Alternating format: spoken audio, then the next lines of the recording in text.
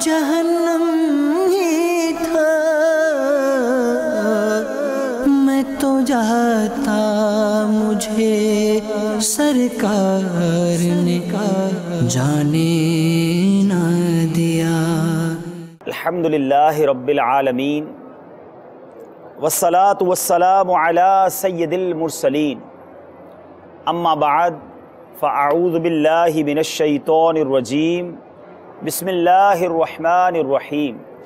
پڑھیے الصلاة والسلام علیک یا رسول اللہ وعلی آلک واصحابک یا حبیب اللہ، الصلاة والسلام علیک یا نبی اللہ وعلی آلک واصحابک یا نور اللہ۔ درود پاک پڑھنے کے بے شمار فضائل و برکات ہیں۔ ایک بڑا ہی ایمان افروز واقعہ جو سفر حرمین کے وقت ایک شخص کے ساتھ پیش آیا۔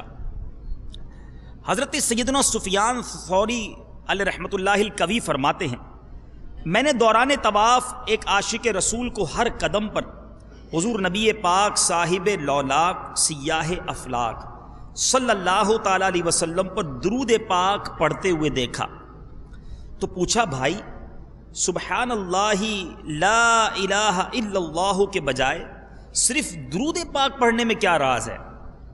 تو اس نے میرا نام دریافت کیا، پھر کہا میں اپنے والد گرامی کے ساتھ حج بیت اللہ کے لیے چلا۔ سفر کے دوران والد بزرگوار شدید بیمار ہو گئے، ہم ایک مقام پر ٹھہر گئے، علاج معالجہ کیا، مگر قضائے الہی سے میرے والد کا انتقال ہو گیا۔ یکایک ایک آفت یہی بڑی تھی کہ سفر کے دوران والد کا انتقال ہو گیا، ایک اور مزید آفت یہ ہوئی کہ میرے والد کا چہرہ سیاہ ہو گیا، آنکھیں ترچی ہو گئیں اور پیٹ پھول گیا۔ یہ دیکھ کر میں گھبرا گیا اور روتے ہوئے پڑھا، انا للہ و انا الیہ راجعون۔ میں نے مرحوم کے چہرے پر چادر اڑا دی اور اسی پریشانی کے عالم میں مجھے نیند نے آ گھیرا۔ میں نے خواب میں انتہائی صاف ستھرے لباس میں ملبوس ایک حسن و جمال کے پیکر معطر بزرگ کی زیارت کی۔ ایسا صاحب حسن و جمال میری آنکھ نے پہلے کبھی نہ دیکھا تھا اور ایسی خوشبو میں نے کبھی نہیں سونگھی تھی۔ وہ میرے والد مرحوم کے قریب تشریف لے آئے، چادر ہٹائی، اپنا نورانی ہاتھ ان کے چہرے پر پھیرا۔ دیکھتے ہی دیکھتے مرحوم کے چہرے کی سیاہی نور میں تبدیل ہو گئی، آنکھیں اور پیٹ بھی درست ہو گئے۔ جب وہ نورانی بزرگ واپس جانے لگے تو میں نے ان کا دامن تھام لیا۔ میں نے عرض کی، حضور آپ کون ہیں جن کے سبب اللہ عز و جل نے میرے والد مرحوم پر اس ویرانے میں یہ احسان فرمایا ہے؟ فرمایا، کیا تم مجھے نہیں پہچانتے؟ میں صاحب قرآن محمد بن عبداللہ صلی اللہ تعالی علیہ وسلم ہوں۔ تمہارے والد گناہگار تھے لیکن مجھ پر کثرت سے درود پاک بھیجتے تھے۔ جب یہ اس تکلیف میں مبتلا ہوئے تو مجھ سے فریاد کی تھی، اور بے شک جو مجھ پر کثرت سے درود پاک پڑھتا ہے میں اس کی فریاد رسی کرتا ہوں۔ وہ کہتے پھر میری آنکھ کھل گئی، میں نے دیکھا کہ حقیقتاً بھی میرے والد صاحب کا چہرہ نور سے چمک رہا ہے اور پیٹ بھی اپنی اصلی حالت پر آ چکا ہے۔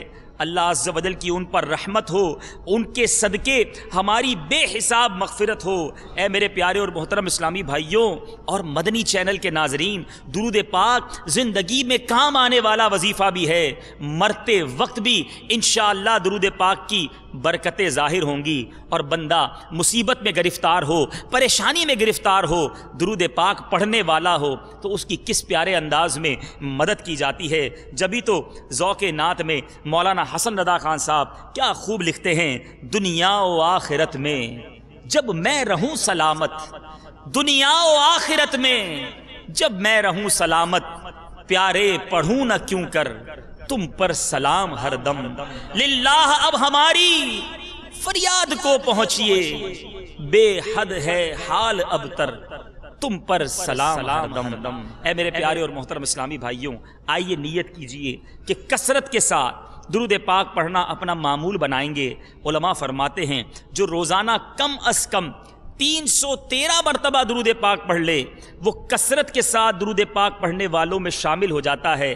دعوت اسلامی کے مدنی ماحول میں امیر اہل سنت نے ہمیں مدنی انعامات کا تحفہ عطا فرمایا ہے، اور اس میں ایک مدنی انعام بھی ہے۔ کیا آج آپ نے 313 مرتبہ درود پاک پڑھ لیا؟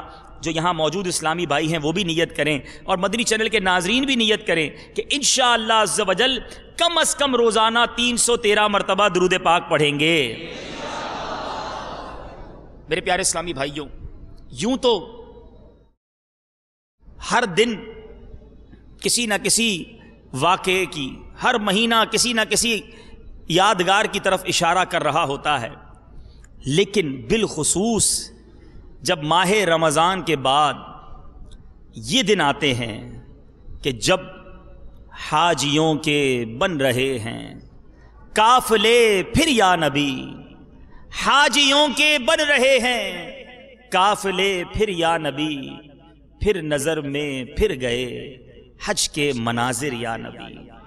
آہ پلے زر نہیں رختے سفر سرور نہیں، تم بلا لو تم بلانے پر ہو قادر یا نبی۔ یہ مبارک ایام جب آتے ہیں، جہاں میں جب یہ موسم آتا ہے اور حجاج کے قافلے کشاں کشاں سوئے حرمین طیبین روانہ ہوتے ہیں، تو عاشقان رسول کے دل مچل جایا کرتے ہیں۔ آج کے اجتماع میں کچھ مکہ پاک کی یاد مناتے ہیں، کچھ تذکرہ مدینہ کرتے ہیں، اور اپنے دلوں میں مزید ان مبارک شہروں کا عشق بڑھانے کی کوشش کرتے ہیں۔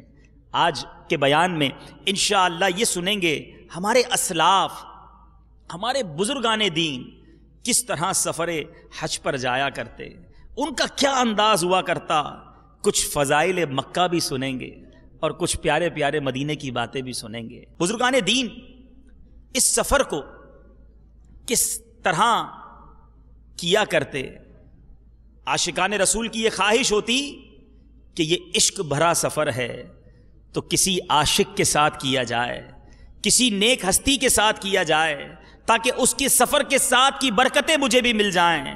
اور یہ طریقہ نیا نہیں، محبوب رب غنی آقائے مکی مدنی صلی اللہ تعالی علیہ وسلم نے صلح حدیبیہ کے موقع پر حضرت سیدنا عثمان غنی رضی اللہ تعالیٰ عنہ کو اپنا سفیر بنا کر مکہ مکرمہ زادہ اللہ شرفا و تعظیما بھیجا کہ کفار سے مذاکرات کریں، کیونکہ ان لوگوں نے یہ طے کیا تھا کہ اس سال شاہ خیر الانام صلی اللہ تعالیٰ علیہ وسلم اور صحابہ کرام علیہم الرضوان کو مکہ پاک میں داخل نہیں ہونے دیں گے۔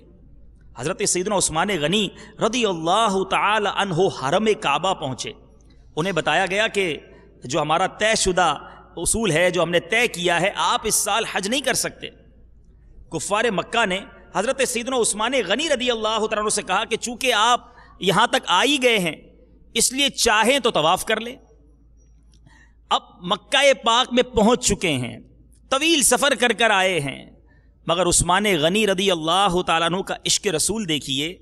سیدنا عثمان غنی فرماتے ہیں کہ اللہ عز و جل کے پیارے نبی صلی اللہ تعالیٰ علیہ وسلم کے بغیر ان کو یہ گوارا نہ ہوا کہ نبی پاک صلی اللہ تعالیٰ علیہ وسلم کے بغیر طواف کیا جائے۔ کہتے ہیں میں اس وقت تک طواف نہیں کروں گا جب تک رسول اللہ صلی اللہ تعالیٰ علیہ وسلم طواف نہ کر لیں۔ مکہ پاک میں موجود ہیں، مگر میرے نبی علیہ الصلوۃ والسلام پہلے طواف کریں پھر میں طواف کروں گا۔ بہرحال اللہ سے کیا پیار ہے عثمان غنی کا، اللہ سے کیا پیار ہے عثمان غنی کا، محبوب خدا یار ہے عثمان غنی کا۔ یہ عاشقان رسول جب اس سفر پر جاتے تو انداز ہی نرالا ہوتا۔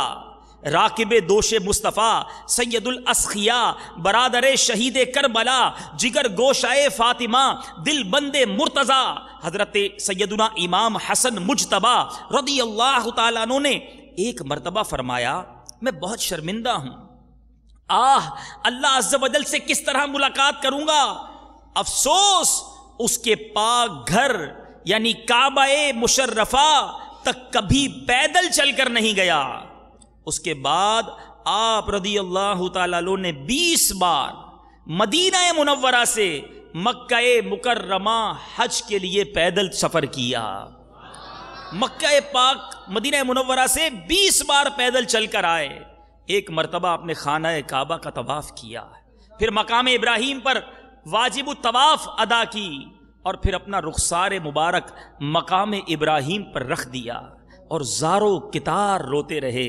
اے سفر مدینہ پر جانے والے خوش نصیبوں، اے حج کی تیاریاں کرنے والوں، اے وہ لوگوں جو سفر حرمین جاتے رہتے ہیں، دیکھو دیکھو آل رسول ہیں، امام ہیں، پیارے آقا علیہ الصلوۃ والسلام کے مبارک نواسے ہیں، مگر عاجزی کیا ہے، رکت کیا ہے، انداز کیا ہے، مقام ابراہیم پر رخسار رکھ کر مناجات کس طرح کر رہے ہیں۔ اے میرے رب قدیر، تیرا یہ حقیر بندہ تیرے دروازے پر حاضر ہے، تیرا بھکاری تیرے دروازے پر حاضر ہے، تیرا مسکین بندہ تیرے دروازے پر حاضر ہے۔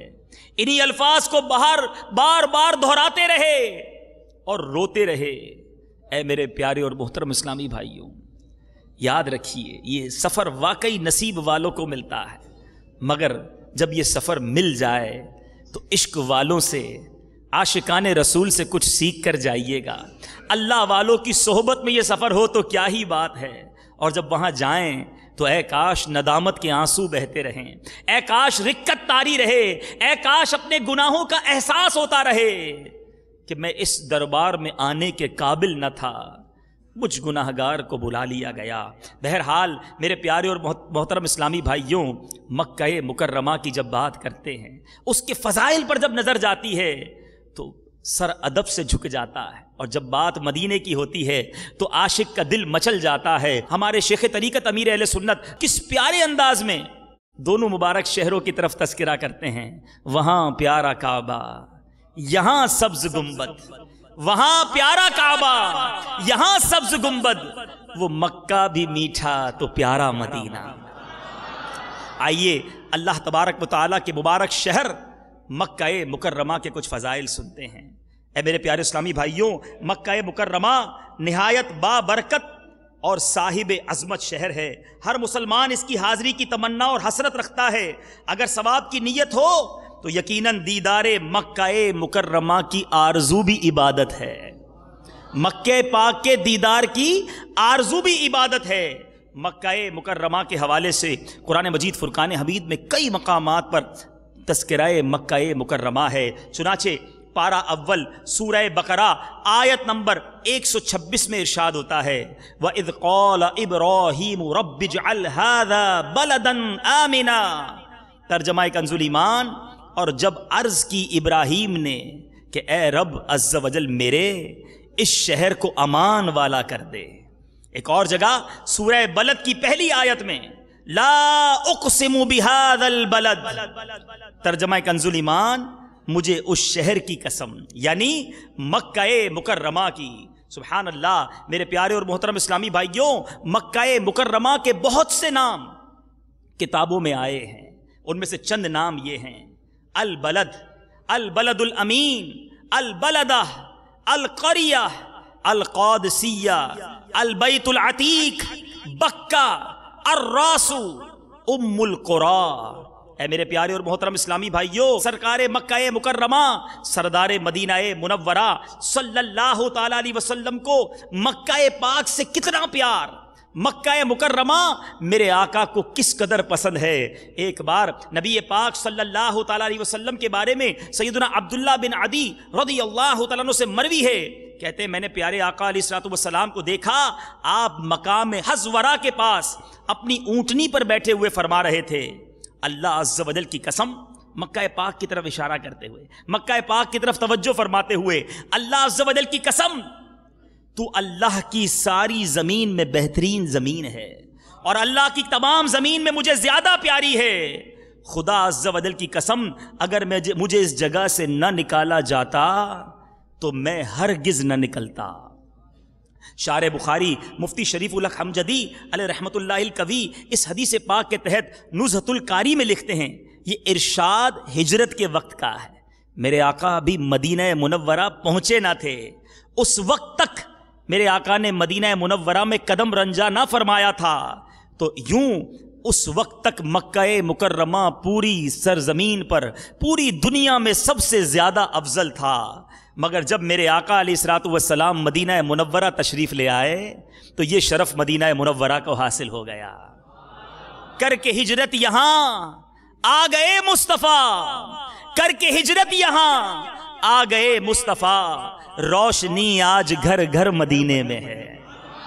بہرحال میرے پیارے اور محترم اسلامی بھائیوں، اب یہ بحث کرنا کہ مکہ پاک افضل یا مدینہ پاک افضل ہے، علماء کے بہت سارے اس میں اقوال ملتے ہیں۔ مفسر شہیر حکیم الامت حضرت مفتی احمد یار خان علیہ رحمت المنان میرات المناجی میں لکھتے ہیں، جمہور علماء یعنی اکثر علماء کے نزدیک مکہ مکرمہ شہر جو ہے وہ مدینہ منورہ سے افضل اور میرے آقا علیہ الصلوۃ والسلام کو زیادہ پیارا ہے۔ ان کی دلیل یہ حدیث پاک ہے جو ابھی ہم نے سنی، امام مالک علیہ رحمت اللہ الخالق کے ہاں مدینہ منورہ مکہ مکرمہ سے افضل ہے، اور اس حدیث کے متعلق فرماتے ہیں کہ اس میں پہلی حالت کا ذکر ہے، پھر پیارے آقا علیہ الصلوۃ والسلام کو بعد میں مدینہ منورہ زیادہ پیارا ہو گیا۔ فتویٰ یہی ہے کہ مکہ معظمہ مدینہ منورہ سے افضل ہے، مگر عشاق کی نگاہ میں مدینہ منورہ افضل ہے کیونکہ وہ محبوب کی آخری آرام گاہ ہے۔ اعلیٰ حضرت اس مسئلے کو بڑے پیارے انداز میں بیان کرتے ہیں، فرماتے ہیں کعبہ دلہن ہے تربت اطہر نہیں دلہن، کعبہ دلہن ہے تربت اطہر نہیں دلہن، وہ رشک آفتاب وہ غیرت کمر کی ہے، دونوں نئی بنیلی انیلی سجیلی مگر جو پی کے پاس ہے وہ سہاگن کنور کی ہے۔ اور ایک اور جگہ اس مسئلے کو حل کر دیتے ہیں، طیبہ نہ صحیح افضل مکہ ہی بڑا زاہد، طیبہ نہ صحیح افضل مکہ ہی بڑا زاہد، ہم عشق کے بندے ہیں کیوں بات بڑھائی ہے۔ بہرحال مکہ مکرمہ کے فضائل بیان کرتے جائیں، سر ادب سے جھکتا چلا جاتا ہے۔ شوق زیارت مکہ اور حرمین طیبین کعبہ مشرفہ کے دیدار کو دل مچلنے لگ جاتا ہے۔ اے میرے پیارے اور محترم اسلامی بھائیوں، سرکار دو عالم صلی اللہ تعالی علیہ وسلم نے فتح مکہ کے دن یہ خطبہ ارشاد فرمایا اور فرمایا، اے لوگو، اس شہر کو اسی دن سے اللہ عز و جل نے حرم بنا دیا ہے جس دن آسمان و زمین پیدا کیے، لہٰذا یہ قیامت تک اللہ کے حرام فرمانے سے حرام یعنی حرمت والا ہے۔ اللہ اللہ میرے پیارے اسلامی بھائیوں، مفتی احمد یار خان نعیمی اس حدیث پاک کے تحت لکھتے ہیں، اس شہر پاک کا حرم ہونا صرف اسلام ہی میں نہیں بلکہ یہ بڑا پرانا مسئلہ ہے، ہر دین میں، ہر مذہب میں یہ جگہ محترم تھی۔ میرے پیارے اور محترم اسلامی بھائیوں، مکہ پاک کا مقام یہ ہے۔ میرے آقا علیہ الصلوۃ والسلام ایک اور جگہ فرماتے ہیں، لا يدخل الدجال مکہ ولا المدینہ، فرمایا مکے اور مدینے میں دجال داخل نہیں ہو سکیں گے۔ ایک اور جگہ میرے آقا علیہ الصلوۃ والسلام فرماتے ہیں، اے وہ حاجیوں، اے وہ عمرے پر جانے والوں، بعض اوقات مکہ پاک میں جب جاتے ہیں تو گرمی زیادہ لگتی ہے، عرب کے صحراؤں میں ویسے ہی ہمارے وطن سے یا دنیا بھر کے دیگر مقامات سے کچھ گرمی زیادہ ہوتی ہے، مگر سنو وہاں کی گرمی بھی کتنی پیاری ہے، وہاں کی گرمی کے بھی کیا فضائل ہیں۔ نبی پاک صلی اللہ تعالی علیہ وسلم نے ارشاد فرمایا، جو شخص دن کے وقت مکے کی گرمی پر صبر کرے جہنم کی آگ اس سے دور ہو جاتی ہے۔ چھاؤں تو ہر جگہ کی ٹھنڈی ہے، دھوپ بھی دل کشا ہے مکے کی۔ تو میرے پیارے اسلامی بھائیوں، یہ ہے وہ مبارک شہر، یہ ہے وہ مبارک جگہیں کہ جہاں پر صبر کیا جائے، تکلیف بھی برداشت کی جائے۔ اول تو وہ تکلیف ہی تکلیف نہیں ہے، وہاں کی جناب آزمائش میں بھی بہت لطف ہے۔ بہرحال مکہ پاک میں اگر کوئی بیمار ہو جائے اسے بھی گھبرانا نہیں چاہیے۔ حضرت سیدنا سعید بن جبیر رضی اللہ تعالیٰ عنہ نے فرمایا، جو شخص ایک دن مکے میں بیمار ہو جائے تو اللہ عز و جل اسے اس نیک عمل کا ثواب عطا فرماتا ہے جو وہ 7 سال سے کر رہا ہوتا ہے لیکن بیماری کی وجہ سے نہیں کر سکتا، اور اگر وہ بیمار مسافر ہو تو اس کو ڈبل ثواب دیا جاتا ہے۔ اب سوچیں آپ، بیمار ہونا بھی وہاں سعادت ہو گئی، گناہ معاف ہو رہے ہیں، نیکیاں مل رہی ہیں۔ اسی طرح میرے پیارے اسلامی بھائیوں، یہ وہ مبارک شہر ہے مکہ پاک ہو یا مدینہ منورہ کہ جہاں کی زندگی بھی اچھی، جہاں کی آزمائش پر صبر کیا جائے تو بھی جناب اجر و ثواب ہی، برکتیں ہی برکتیں۔ اور اگر کسی کو وہاں موت آ جائے، کسی کا دم وہیں ٹوٹ جائے، سنیے سرکار دو عالم صلی اللہ تعالی علیہ وسلم نے ارشاد فرمایا، جس شخص کی حج یا عمرہ کی نیت تھی اور اسی حالت میں اسے حرمین یعنی کہ مکے یا مدینے میں موت آ گئی، تو اللہ تعالیٰ اسے بروز قیامت اس طرح اٹھائے گا کہ اس کا کوئی حساب نہ ہوگا۔ ایک دوسری روایت میں ہے بعث من الآمنین یوم القیامہ، یعنی وہ بروز قیامت امن والے لوگوں میں اٹھایا جائے گا۔ اللہ تعالیٰ ہمیں ان مبارک شہروں کی زیارت عطا فرمائے، ان مبارک مقامات کا سفر نصیب فرمائے۔ میرے پیارے اسلامی بھائیوں، آئیے کچھ مکہ پاک کی مزید خصوصیات سنتے ہیں۔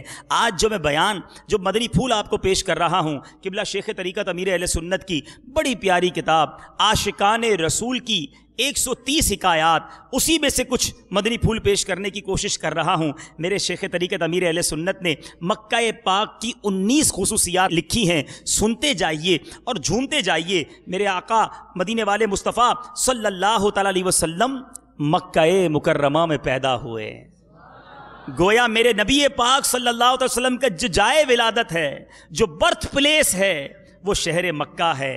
پیارے آقا علیہ الصلوۃ والسلام نے دین اسلام کی تبلیغ کا آغاز مکہ پاک سے فرمایا۔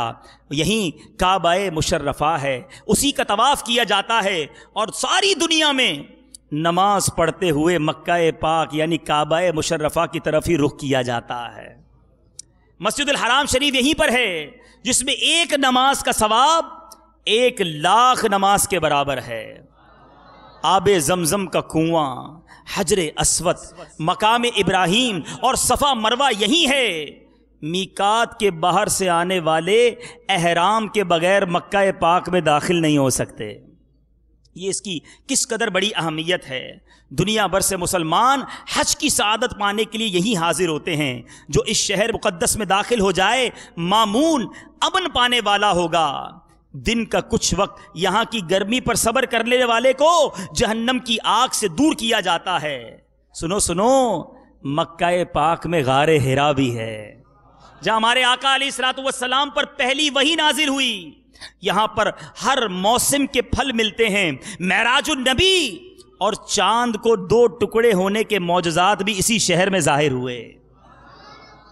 دنیا کا سب سے پہلا پہاڑ جبل ابی قبیس یہیں واقع ہے۔ ہمارے پیارے آقا علیہ الصلوۃ والسلام نے اپنی حیات ظاہری کی 53 ایئرز، میرے آقا علیہ الصلوۃ والسلام نے دنیا کو 63 سال شرف عطا فرمایا، گویا قبول کیا۔ 63 سال ظاہری حیات طیبہ ہے، ان 63 سالوں میں 53 سال میرے آقا علیہ الصلوۃ والسلام نے مکہ پاک میں گزارے ہیں۔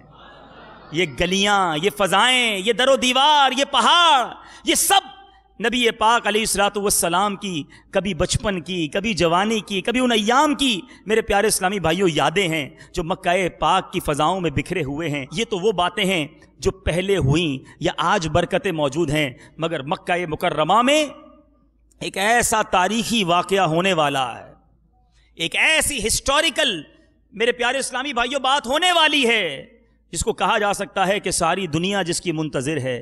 اور یہ کیا ہے کہ سیدنا امام مہدی رضی اللہ تعالیٰ عنہ کا ظہور بھی مکہ مکرمہ میں ہی ہوگا۔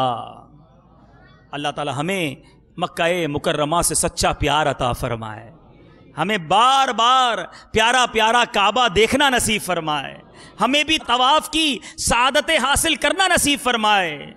میں مکے میں جا کر کروں گا طواف، اور انشاءاللہ میں مکے میں جا کر کروں گا طواف، اور نصیب آب زمزم مجھے ہوگا پینا۔ پھروں گرد کعبہ پیوں آب زمزم، میں پھر آ کے دیکھوں تمہارا مدینہ۔ طواف ایک ایسی عبادت، دنیا بھر میں آپ روزے رکھ سکتے ہیں، آپ تلاوت کر سکتے ہیں، آپ درود پڑھ سکتے ہیں، آپ مسجد میں جا سکتے ہیں، مگر طواف ایک ایسی عبادت ہے جو فقط مکہ پاک میں کعبہ مشرفہ کے سامنے ہی ادا ہو سکتی ہے۔ اللہ اللہ، اور طواف خانہ کعبہ کرنے والے کس قدر برکتیں لوٹتے ہیں۔ ارے ان کا تو طواف کرنے والوں کا تو کیا شمار جو فقط کعبے کو دیکھتے ہیں، سنیے ان پر کیسی رحمتوں کا نزول ہوتا ہے۔ حضرت سیدنا ابن عباس رضی اللہ تعالیٰ عنہما سے روایت ہے، نبی رحمت شفیع امت صلی اللہ تعالیٰ علیہ وسلم نے ارشاد فرمایا، بیت الحرام کا حج کرنے والوں پر ہر روز اللہ عز و جل 120 رحمتیں نازل فرماتا ہے۔ 60 طواف کرنے والوں کے لیے، 40 نماز پڑھنے والوں کے لیے، اور 20 رحمتیں کعبے پر نظر کرنے والوں کے لیے نازل فرماتا ہے۔ جس کعبے کو دیکھنے کی اتنی برکت ہے، آئے ہائے۔ ابھی ذرا غور کریں، ہم تذکرہ کر رہے ہیں، ہم مکہ پاک کی شان بیان کر رہے ہیں، ہم اس مقدس شہر کی بات کر رہے ہیں، تو کئیوں کے چہروں پر مسکراہٹیں آ گئی ہیں، کئیوں کے دل مچل رہے ہیں، کئی اپنے ان یادوں میں کھو گئے ہیں جو ایک بار سفر کر کے آئے ہیں، اور کئی دل ہی دل میں یہ تمنائیں کر رہے ہیں کہ مولا ہمیں بھی وہ کعبہ دکھا دے جس کو تصویروں میں دیکھا ہے، جس کو مولا فقط تصویروں میں چوما ہے، ان جاگتی آنکھوں سے ہمیں بھی وہ منظر دکھا دے۔ ذرا سوچیں، جس مکہ پاک کے تذکرے میں اتنا لطف ہے، اس مکہ پاک میں جب پہنچ کر کعبے پر پہلی نظر پڑے گی تو کیا بات ہوگی۔ اے کاش ہم اپنے رب سے دعا کرتے ہیں کہ مولا ہمارے مقدر میں بھی کوئی ایسا دن لکھ دے جب ہم بھی احرام کی چادریں پہنیں، لبیک اللہم لبیک کی صدائیں بلند کرتے ہوئے تیرے مقدس اور مبارک شہر مکہ پاک میں حاضر ہو جائیں، اور پھر ہم بھی کعبہ مشرفہ پر پہلی نگاہ جب پڑے تو خوب روئیں، اپنے گناہوں پر معافی مانگیں، اپنے رب سے التجائیں کریں، مغفرت کی خیرات طلب کریں۔ وہ مقام ملتزم ہمیں دیکھنا نصیب ہو جائے کہ جہاں دعائیں قبول ہوتی ہیں، وہ مستجاب جہاں 70,000 فرشتے دعاؤں کی آمین کے لیے موجود رہتے ہیں۔ اے مولا ہمیں اس مبارک مقام پر جا کر تیرے دربار میں دعائیں مانگنا نصیب فرما۔ وہ صفا کی پہاڑی، وہ مروہ کی پہاڑی، وہ بی بی ہاجرہ کے دوڑنے کی یاد، اے کاش ہمیں بھی وہ سعی کی سعادت مل جائے جب ہم بھی ذکر و اذکار کرتے ہوئے بی بی ہاجرہ کی ان مقدس یادوں کو مناتے ہوئے ان مقدس شعائر اللہ کے درمیان ہم بھی دوڑنے والے بن جائیں، اور پھر مینا کی وہ مقدس وادی جہاں لاکھوں حجاج حج کے دنوں میں اپنے رب کی رضا کے لیے ایک لباس پہنے، لبیک اللہم لبیک کی صدائیں بلند کرتے ہوئے فقط اپنے رب کو راضی کرنے کے لیے مختلف بولیوں والے، مختلف ملکوں والے، مختلف وطنوں سے آئے ہوئے ایک میدان میں جمع ہو جاتے ہیں۔ مقصد ایک ہوتا ہے کہ رب کو راضی کرنا ہے۔ اے کاش ان لاکھوں حاجیوں کے دوران ہمیں بھی مینا میں کوئی ایسا مقام مل جائے، ہم بھی ان کے درمیان پہنچ جائیں۔ وہ عرفات کا دن جس دن حاجیوں سے مغفرت کا وعدہ ہے، جس دن وعدہ ہے کہ حاجی گناہ سے ایسا پاک ہو جائے گا جیسا کہ اس کی ماں نے اس کو جنا ہے۔ ہمارے بھی بڑے گناہ ہیں، ہماری بھی بڑی خطائیں ہیں، اے کاش ہمیں بھی عرفات کا وہ دن نصیب ہو جائے کہ ہم بھی 9 ذو الحجہ کے دن یوم عرفہ میدان عرفات میں حاضر ہو کر احرام پہنے، اپنے گناہوں پر لجاتے ہوئے، شرماتے ہوئے ہاتھ اٹھائے اپنے رب کے حضور دعاؤں میں شامل ہو جائیں۔ میرے رب کے خزانوں میں کمی نہیں میرے پیارے اسلامی بھائیوں۔ کبھی یہ نہ سوچنا کہ میں غریب ہوں، میں کیسے مکے پہنچوں گا، میں غریب ہوں، میں کیسے حج پر جاؤں گا۔ میرے رب کے خزانوں میں کمی نہیں ہے۔ وہ جس پر کرم کی نگاہ فرماتا ہے، وہ جس کو چاہتا ہے، وہ جس پر میرے پیارے اسلامی بھائیوں رحمت برساتا ہے، اپنے گھر کا مہمان بنا لیتا ہے۔ پھر گڑا کر التجا کر کے تو دیکھیے، دل سے پکار کر تو دیکھیے، ہم نے ایسے ہزاروں لاکھوں کروڑوں پتی دیکھے جنہوں نے ساری دنیا دیکھی، نہیں دیکھا تو مکہ نہیں دیکھا، نہیں دیکھا تو کعبہ نہیں دیکھا، نہیں دیکھا تو مدینہ نہیں دیکھا۔ اور ہم نے ایسے کئی غریب بھی دیکھے، ہم نے ایسے لوگ دیکھے جن کے پاس رہنے کے لیے مکان نہیں، جن کے پاس پہننے کے لیے بعض اوقات پورے کپڑے نہ ہوتے، مگر ان کو جب بلاوا آتا ہے وہ بھی عرفات پہنچ جاتے ہیں، وہ بھی مینا پہنچ جاتے ہیں، وہ طواف خانہ کعبہ کرتے نظر آتے ہیں۔ ہاں وہ بھی آقا کے مدینے پہنچ جاتے ہیں۔ یہ بات ان مقدس شہروں کے بارے میں بالکل صحیح سمجھ آتی ہے کہ کہاں کا منصب، کہاں کی دولت، کہاں کا منصب، کہاں کی دولت۔ قسم خدا کی ہے یہ حقیقت کہ جنہیں بلایا ہے مصطفیٰ نے، جنہیں بلایا ہے مصطفیٰ نے، وہی مدینے کو جا رہے ہیں۔ مکے کی بات ہوئی ہے، کعبہ مشرفہ کا تذکرہ ہوا ہے، فضائل کعبہ سنے ہیں، فضائل مکہ سنے ہیں، دل مچل اٹھا ہے کہ ہمیں کب وہ دن نصیب ہوگا جب ہم بھی احرام پہنیں گے، ہم بھی لبیک اللہم لبیک کی صدائیں بلند کریں گے، ہم بھی مکہ پاک کی طرف جا کر یہ اطمینان کر لیں گے کہ ہم مکے میں حدود حرم میں داخل ہو گئے ہیں۔ ہاں مکہ پاک میں ایک نیکی 1,00,000 نیکی کے برابر ہے، وہاں ایک درود پڑھیں گے 1,00,000 درود کا ثواب ملے گا، وہاں نوافل پڑھیں گے 1,00,000 گنا ثواب ملے گا۔ اے رب کریم، اس اجتماع میں اتنے عاشقان رسول موجود ہیں، نہ جانے مدری چینل پر کہاں کہاں تیرے بندے تیری بندیاں شریک ہوں گے۔ اے اللہ ان سب کی آمین کے صدقے ہم سب کو بھی مکہ پاک کی حاضری عطا فرما، ہمیں بھی احرام پہننا نصیب فرما، ہمیں بھی لبیک کی صدائیں بلند کرنا نصیب فرما، ہمیں بھی مینا کی بہاریں دکھا دے، ہمیں بھی عرفات کا دن دکھا دے، ہمیں بھی مزدلفہ کی مبارک رات نصیب کر دے۔ مولا یہاں تو تبرکن آب زمزم پیتے ہیں، ہمیں مکہ پاک میں جا کر کعبہ مشرفہ کو دیکھتے ہوئے جی بھر کر آب زمزم پینا نصیب فرما دے۔ آؤ میرے پیارے اسلامی بھائیوں، اب کچھ عاشقوں کی بستی، کچھ عاشقوں کا منبع، کچھ ایسی بستی کا تذکرہ کرتے ہیں کہ جس کا تذکرہ ہو جائے تو عاشقوں کی آنسو بہنے لگ جاتے ہیں، جس کا تذکرہ ہو تو دل مچلنے لگ جاتا ہے۔ حسن رضا خان صاحب لکھتے ہیں نا، حسن حج کر لیا کعبے سے آنکھوں نے ضیا پائی، چلو دیکھیں وہ بستی جس کا رستہ دل کے اندر ہے۔ خدا کی قسم دنیا میں کوئی اور شہر ہو تو بتا دیجئے جس کی یاد میں دنیا کی ہزاروں زبانوں میں قصیدے لکھے گئے ہوں، جس کو دیکھنے کے لیے کروڑوں آنکھیں اشکبار ہوں۔ ارے عاشق مدینہ منورہ جانے کو کیوں نہ تڑپے، وہ کیوں نہ اس شہر میں جانے کو مچلے؟ مزہ کیا خاک آئے دور رہ کر ایسے جینے میں، مزہ کیا خاک آئے دور رہ کر ایسے جینے میں کہ پروانہ یہاں تڑپے جلے شمع مدینے میں۔ میرے تو آپ ہی سب کچھ ہے رحمت عالم، میں جی رہا ہوں زمانے میں آپ ہی کے لیے۔ ارے مدینہ منورہ وہ شہر ہے جہاں ہم کیا تڑپتے ہیں، وہاں تو حاضری کے لیے فرشتے منتظر ہیں، 70,000 صبحوں ہیں، 70,000 شام، یوں بندگی یہ زلف و رخ 8 پہر کی ہے۔ ذرا سوچئے یہ وہ مبارک مقام ہے جہاں پاؤں رختے میں علماء کرام ہمارے اسلاف وہ جھجکا کرتے۔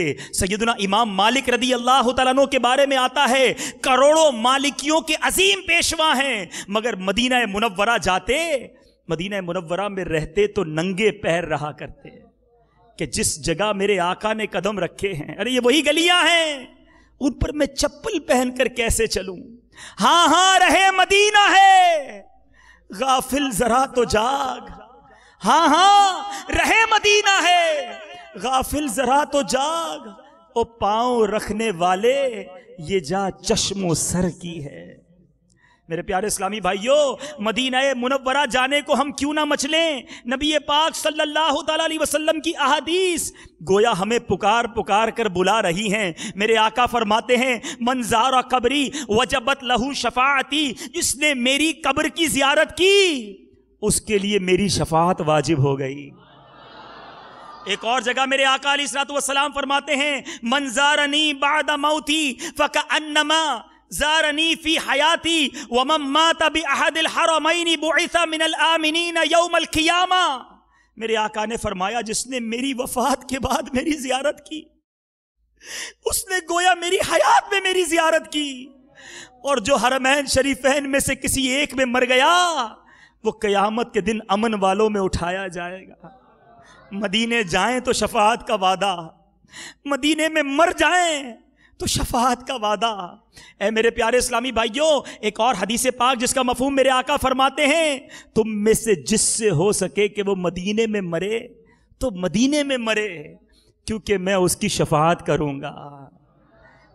طیبہ میں مر کے ٹھنڈے چلے جاؤ آنکھیں بند, طیبہ میں مر کے ٹھنڈے چلے جاؤ آنکھیں بند, سیدھی سڑک یہ شہر شفاعت نگر کی ہے. سنیے سنیے مدینہ منورہ کے فضائل بیان کرتے چلے جائیں. سرکار دو عالم صلی اللہ تعالی علیہ وسلم کا ارشاد خوشگوار ہے, فرماتے ہیں مدینے میں داخل ہونے کے تمام راستوں پر فرشتے ہیں. بڑے بڑے بادشاہوں کے شہر دیکھے ہوں گے, بڑے بڑے دنیا بھر کے جناب جو بڑے بڑے پیلس رکھنے والے, بڑے کروفر والے لوگ ہیں, وہ اپنے گارڈز, اپنے حارسین, اپنے خادم دروازوں پر کھڑے رکھتے ہیں. ارے میرے میٹھے مدینے کی شان تو دیکھو کہ جس کے راستوں پر فرشتے پہرے دے رہے ہیں. میرے آقا فرماتے ہیں اس میں طاعون اور دجال داخل نہ ہوگا. اسی طرح میرے پیارے اور محترم اسلامی بھائیوں, مسلم شریف کی حدیث, سیدنا ابو ہریرہ رضی اللہ تعالیٰ عنہ راوی ہیں. میرے آقا کو مدینے سے کتنا پیار ہے ذرا سنیے. جب موسم کا پہلا پھل آتا, جب کوئی پہلا پھل آتا تو صحابہ کرام کیا کرتے, سرکار علیہ الصلوۃ والسلام کی بارگاہ میں لے کر حاضر ہو جاتے. میرے آقا علیہ الصلوۃ والسلام اس پھل کو لیتے اور اس طرح دعا کرتے, الہی تو ہمارے لیے ہمارے پھلوں میں برکت دے, اور ہمارے لیے ہمارے مدینے میں برکت دے, اور ہمارے سا اور مد یہ دونوں پیمانوں کے نام ہیں اس میں برکت کر یا اللہ عز و جل. بے شک ابراہیم تیرے بندے, تیرے خلیل اور تیرے نبی ہیں, اور بے شک میں تیرا بندہ اور تیرا نبی ہوں. انہوں نے مکے کے لیے تجھ سے دعا کی اور میں مدینے کے لیے تجھ سے دعا کرتا ہوں, اسی کی مثل جس کی دعا مکے کے لیے انہوں نے کی, اور اتنی ہی اور یعنی مدینے کی برکتیں مکے سے دگنی ہوں. میرے پیارے اسلامی بھائیوں, یہ میرے آقا دعا فرماتے اور پھر وہ پھل نبی پاک مدینہ منورہ کے کسی بچے کو عطا فرما دیا کرتے. تو مدینے میں برکت کی دعائیں, مدینے میں خیر کی دعائیں یہ نبی پاک علیہ الصلوۃ والسلام فرمایا کرتے. اور پیارے اسلامی بھائیوں, مدینہ منورہ جائیں اور اگر کوئی سختی ہو, کوئی تکلیف ہو, دیکھو صبر کا دامن نہ چھوڑنا. اچھی نیتیں تو ہم ابھی سے کر سکتے ہیں نا. ٹھیک ہے ہمارے پاس مال و اسباب نہیں, بظاہر تو کوئی اسباب نظر نہیں آ رہے کہ ہم بھی حج پر جائیں, ہم بھی مدینے جائیں, لیکن ہمیں اللہ کی رحمت, نبی پاک علیہ الصلوۃ والسلام کی شفقت پر بڑی امید ہے. آؤ اچھی نیتیں کر لیتے ہیں کہ جب مکہ پاک جاؤں گا تو وہاں صبر بھی کروں گا, وہاں عبادتیں بھی کروں گا, وہاں طواف بھی کروں گا, خوب عبادتیں بھی کروں گا. اور مدینے میں اگر کوئی تکلیف پہنچی, دیکھو وہاں بھی صبر کرنا. سرکار دو عالم صلی اللہ تعالی علیہ وسلم کا فرمان با کرینہ ہے, میرا کوئی امتی مدینے کی تکلیف اور سختی پر صبر نہ کرے گا مگر میں قیامت کے دن اس کی شفاعت کرنے والا ہوں گا. مدینے کی تکلیف پر جو صبر کریں گے, پیارے آقا علیہ الصلوۃ والسلام انہیں شفاعت سے بہرہ مند فرمائیں گے. آئیے کچھ فضائل مدینہ جو امیر اہل سنت نے بڑے پیارے گلدستے کے طور پہ ہمیں عطا کیے وہ سنتے ہیں. روئے زمین پر کوئی ایسا شہر نہیں جس کے اسمائے گرامی یعنی مبارک نام اتنی کثرت کو پہنچے ہوں جتنے مدینہ منورہ کے نام ہیں. بعض علماء نے مدینہ منورہ کے 100 نام تحریر فرمائے ہیں. مدینہ منورہ ایسا شہر ہے جس کی محبت اور ہجر و فرقت میں دنیا کے اندر سب سے زیادہ زبانوں اور سب سے زیادہ تعداد میں قصیدے لکھے گئے, لکھے جا رہے ہیں اور لکھے جاتے رہیں گے. اللہ عز و جل کے پیارے حبیب لبیب صلی اللہ تعالی علیہ وسلم نے اس کی طرف ہجرت کی اور یہیں قیام پذیر رہے. اللہ عز و جل نے اس کا نام طابہ رکھا. سرکار علی وقار صلی اللہ تعالی علیہ وسلم جب سفر سے واپس تشریف لاتے تو مدینہ منورہ کے قریب پہنچ کر زیادتی شوق سے اپنی سواری کو تیز فرما دیتے تھے. مدینہ جیسے جیسے قریب آتا نبی پاک صلی اللہ علیہ وسلم اپنی سواری کو تیز کر دیتے. مدینہ منورہ صلی اللہ علیہ وسلم میں پیارے آقا علیہ الصلوۃ والسلام کا قلب مبارک سکون پاتا تھا. خوش نصیب ہیں وہ عاشق, وہ عاشقان رسول جب مدینے پہنچتے ہیں تو ان کے قلب پر سکون طاری ہو جاتا ہے, اور جو مدینے جا کر بے سکون ہو جاتا ہے, جو مدینے پاک جا کر جناب وہ بے سکونی کی کیفیت کا شکار ہو جاتا ہے, اب اس کو اپنے دل کا علاج کرنا چاہیے. مدینہ پاک میں تو عاشقوں کو سکون مل جاتا ہے. پنجابی شاعر لکھتا ہے نا, لوکاں دیاں لکھ ٹھاراں ہیں, لوکاں دیاں لکھ ٹھاراں ساڈی ٹھار مدینہ ہے. ہمارا تو سکون، ہمارا قرار ہی مدینہ ہے۔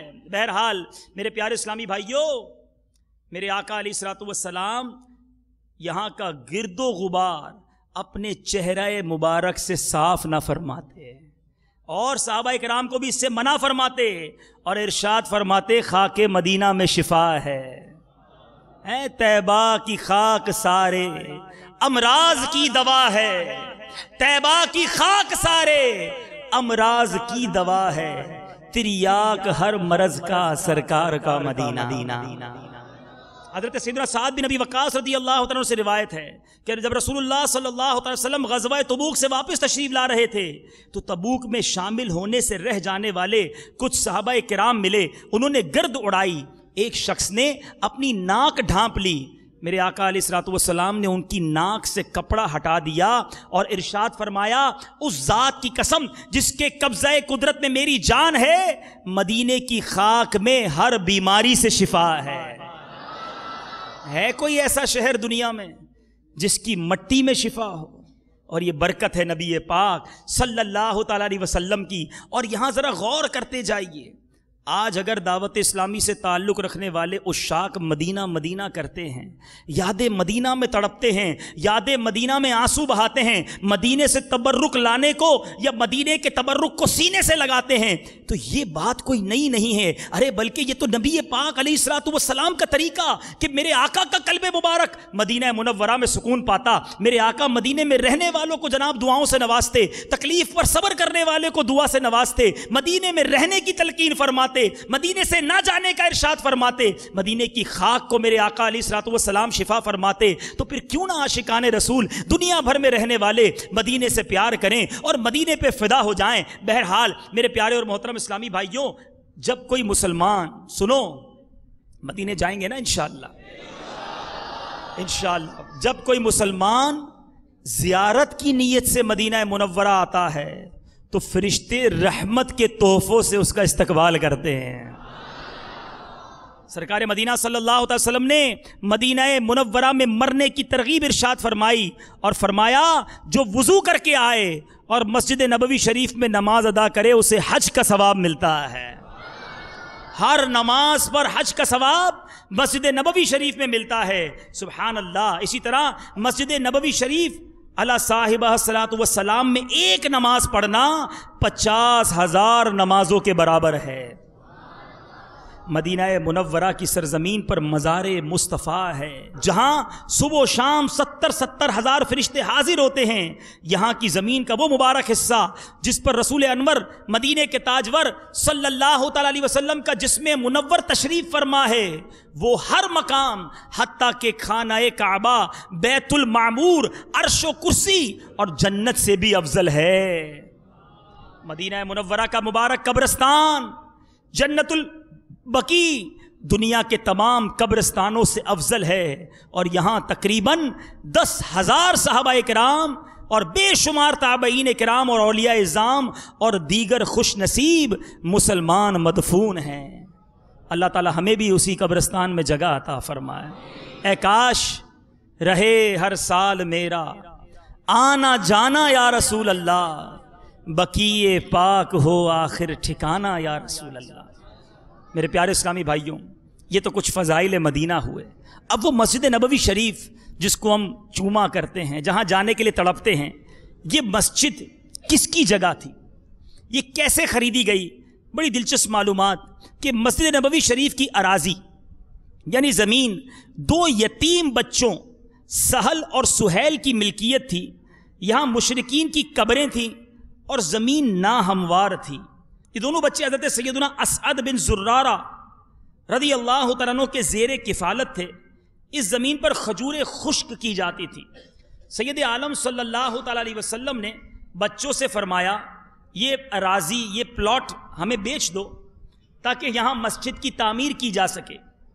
بچوں نے بڑے ادب کے ساتھ عرض کی آقا یہ اراضی جو ہے، یہ جو جگہ ہے، ہماری طرف سے بطور نذرانہ قبول کر لیجئے۔ سرکار مدینہ علیہ الصلوۃ والسلام نے ان کی اس پیشکش کو شرف قبولیت سے نہ نوازا اور بالآخر قیمت ادا کر کے یہ جگہ خرید لی، اور عاشق اکبر سیدنا صدیق اکبر رضی اللہ تعالیٰ عنہ نے 10,000 دینار ادا کیے۔ یوں یہ مسجد نبوی شریف کی تعمیر شروع. ایک اور روایت یوں بھی ملتی ہے کہ یہ بنو نجار کے قبیلے، یہ جگہ ان لوگوں کی تھی اور سرکار علیہ الصلوۃ والسلام نے ان سے یہ جگہ قیمتاً فرمائی کہ مجھے رقم لے لو اور دے دو. تو ان لوگوں نے کہا کہ ہم اس کا اجر، اس کی قیمت اللہ تعالیٰ سے لیں گے. اور اس طرح یہ رقبہ جو تھا 100 مربع گز تھا، یعنی 100 اسکوائر یارڈ پر مسجد نبوی شریف کی پہلی تعمیر ہوئی. رب کریم ہمیں مسجد نبوی شریف کی زیارت عطا فرمائے. جب مدینے جائیں گے نا انشاءاللہ، جو پرانا حرم ہے، جو روضہ رسول کے قریب قریب کی جگہ ہے، اتنی باتیں ہیں مدینہ منورہ کے بارے میں بتانے کے لیے کہ مدینہ منورہ میں میرے آقا علیہ الصلوۃ والسلام کا فرمان، حدیث پاک کا مفہوم ہے کہ میرے روضے اور میرے ممبر کے درمیان جو جگہ ہے وہ جنت کی کیاروں میں سے کیاری ہے، اس کو ریاض الجنہ کہا جاتا ہے. اللہ تعالی ہمیں ریاض الجنہ کی زیارت بھی نصیب فرمائے. بہرحال میرے پیارے اسلامی بھائیوں، اب مکہ پاک کا بھی کچھ تذکرہ ہوا، مدینہ پاک کے بھی کچھ فضائل بیان ہوئے. دل مچل رہا ہے، حاضری کو تڑپ رہے ہیں، اور ہو سکتا ہے کہ یہ خیال بار بار ذہن میں آ رہا ہو کہ کیا میں اپنی زندگی میں کبھی مکہ پاک دیکھ بھی سکوں گا، کبھی مدینہ طیبہ دیکھ بھی سکوں گا کہ نہیں. دل چھوٹا نہ کیجیے، تڑپ کو بڑھنے دیجیے، آنسوؤں کو بہنے دیجیے، التجاؤں میں مزید شدت لائیے. انشاءاللہ جس پر کرم ہوگا اس کے انتظام خود ہی ہو جاتے ہیں. حضرت علامہ ابو الفرج عبد الرحمن بن علی ابن جوزی رحمۃ اللہ تعالی علیہ اپنی کتاب عیون الحکایات میں تحریر کرتے ہیں. ایک پرہیزگار شخص کا بیان ہے، میں مسلسل 3 سال سے حج کی دعا کر رہا تھا، لیکن میری حسرت پوری نہ ہوئی.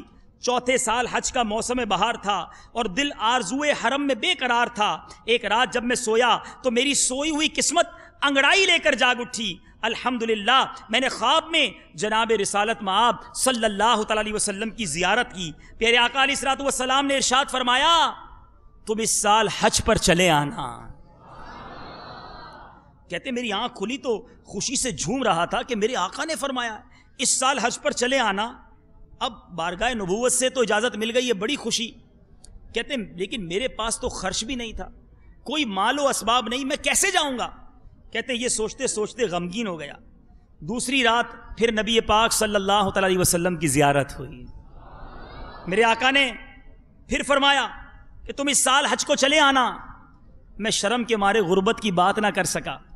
صبح ہوئی پھر بڑا خوش، مگر پھر دل پر یہ غم طاری کہ میرے پاس تو اسباب نہیں، میں کیسے جاؤں گا. تیسری رات ہوئی، اب سرکار دو عالم صلی اللہ علیہ وسلم نے پھر یہی ارشاد فرمایا اس سال حج پر چلے آنا. شرم کے مارے پھر کچھ نہ کہہ سکا. اب کہا کہ چوتھی رات اگر زیارت ہوئی تو آقا سے عرض کر دوں گا. چوتھی رات میرے آقا علیہ الصلوۃ والسلام کی پھر زیارت ہوئی. میں نے 10 بستہ عرض کی، آقا میرے پاس تو اخراجات نہیں ہیں، میں کیسے حج پر آؤں.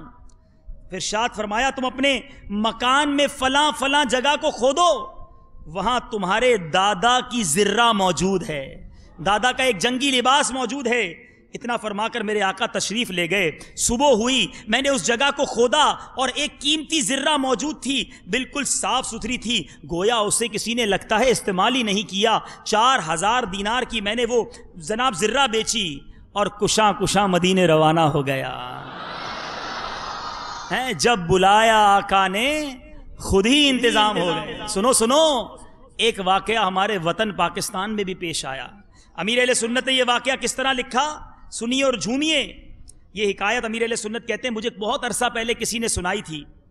اور امیر اہل سنت لکھتے ہیں کہ ایک قافلہ مدینۃ الاولیاء ملتان شریف سے مدینۃ المصطفیٰ صلی اللہ علیہ وسلم مدینہ منورہ چلا.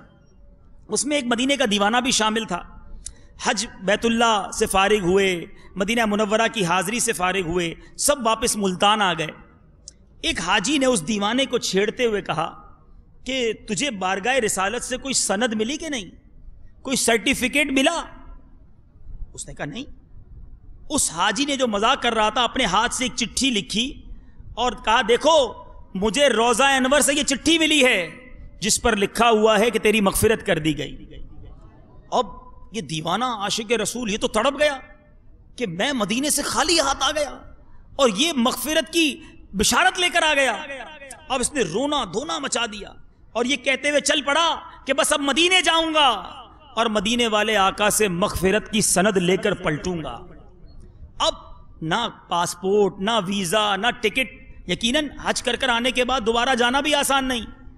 اب وہ دیوانہ چونکہ عشق مضبوط تھا، تڑپ سچی تھی، یاد رسول میں گم تھا، روڈ پر گیا تو وہاں سے ایک بس آئی اور کنڈکٹر آواز لگانے لگا 3 روپے مدینہ، 3 روپے مدینہ. وہ عاشق رسول بغیر سوچے سمجھے اس بس میں چڑھ گیا. دھن ایک ہی تھی کہ مدینے جانا ہے، آقا سے مغفرت کی سند لے کر آنا ہے. اب جناب تھوڑی دیر بعد کنڈکٹر نے آواز لگائی دیکھو مدینہ آ گیا. یہ عاشق رسول نیچے اترا تو سبز گنبد اپنے جلوے لٹا رہا تھا. اب یہ بے تابی کے ساتھ آگے بڑھا، مسجد نبوی شریف میں حاضر ہوا، سنہری جالیوں کے روبرو کھڑا ہو کر عرض کرنے لگا، سینے میں تھما ہوا طوفان اشکوں کے ذریعے بہنے لگا، آنسوؤں کی جھڑی لگ گئی. عرض کیا آقا آپ نے اس کو مغفرت کی سند عطا فرما دی، یا رسول اللہ مجھے بھی مغفرت کی سند عطا فرمائیے. ابھی اشک بہ رہے ہیں، تڑپ سے یہ تڑپ رہا ہے. یہ عاشق دربار رسالت میں موجود ہے کہ ایک پرچہ اس کے سینے پر گرا اور اس پرچے پر لکھا تھا تیری مغفرت کر دی گئی ہے. اب یہ دیوانہ بڑی خوشی خوشی روضہ رسول سے باہر آیا. اب جب باہر آیا تو ایک اور بس آئی اور وہ آواز لگانے لگی 3 روپے ملتان، 3 روپے ملتان. وہ عاشق اس بس میں بیٹھا. تھوڑی دیر بعد کنڈکٹر کہتا ہے ملتان آ گیا. یہ عاشق واپس اترا. اب اس شخص کے پاس پہنچتا ہے جس نے ایک دیوانے کا مذاق اڑایا تھا، جس نے ایک دیوانے کے ساتھ جناب مذاق کیا تھا. جا کر اس کے پاس کہتا ہے دیکھو دیکھو میں مدینے ہو آیا اور آقا نے مجھے مغفرت کی سند بھی عطا فرما دی ہے. اب سارے لوگ حیران. اب جس نے وہ مذاق کیا تھا میرے پیارے اسلامی بھائیوں وہ پھوٹ پھوٹ کر رونے لگا. اس نے اس دیوانے سے معافی بھی مانگی اور عزم کیا کہ جب تک سند عطا نہ ہوگی اب میں ہر سال حج کرنے جاؤں گا، مدینہ منورہ جاؤں گا. مجھے اپنے آقا سے امید ہے کہ مجھ گناہگار کو مایوس نہیں فرمائیں گے. امیر اہل سنت فرماتے ہیں وہ حاجی اس تحریر کو لکھنے تک ان کی معلومات کے مطابق ہر سال مدینہ منورہ کی طرف جاتا ہے، ہر سال حج کرنے جاتا ہے کہ مجھے بھی میرے آقا سند عطا فرما دیں. مگر میرے پیارے اسلامی بھائیوں یہ بڑے کرم کے ہیں فیصلے ہیں، یہ بڑے کرم کے ہیں فیصلے، یہ بڑے نصیب کی بات ہے. اس دربار میں لفاظی نہیں چلتی، اس دربار میں کر و فر نہیں چلتا، اس دربار میں کیفیات اور دل کے حالات چلتے ہیں. تو بہرحال تڑپ کو برقرار رکھیے گا. یہی دعوت اسلامی کے مدنی ماحول کا میرے پیارے اسلامی بھائیوں عطر ہے کہ اس ماحول سے وابستہ ہونے والا اگر پہلے لندن کے خواب دیکھتا ہے، اگر کہیں پیرس کے لیے تڑپتا ہے، امریکہ جانے کے خواب دیکھنے والا ہوتا ہے، مگر جب دعوت اسلامی کے مدنی ماحول سے وابستہ ہوتا ہے تو اس کے دل میں یاد مدینہ موجیں مارنے لگتی ہے، مکہ پاک کے جلووں میں گم ہو جاتا ہے. اللہ سلامت رکھے امیر اہل سنت کو جنہوں نے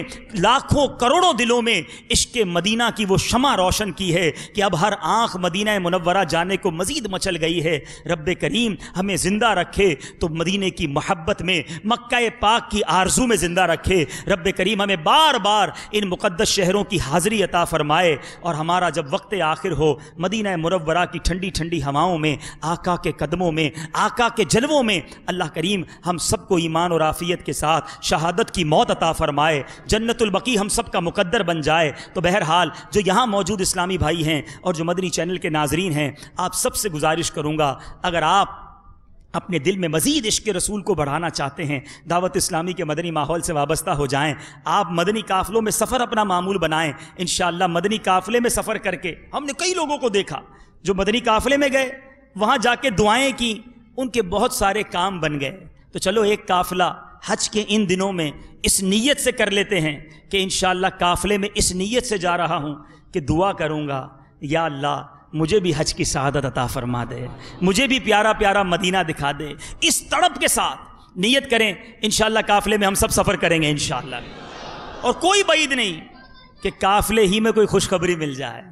اس آس پہ جیتا ہوں، شاعر لکھتا ہے نا، اس آس پہ جیتا ہوں کہہ دے یہ کوئی آ کر، اس آس پہ جیتا ہوں کہہ دے یہ کوئی آ کر، چل تجھ کو مدینے میں سرکار بلاتے ہیں. تو بلاوا آنے میں دیر نہیں لگنی. تو آپ قافلے میں شرکت کریں گے انشاءاللہ. صلو علی الحبیب. میرے اعمال کا بدلہ تو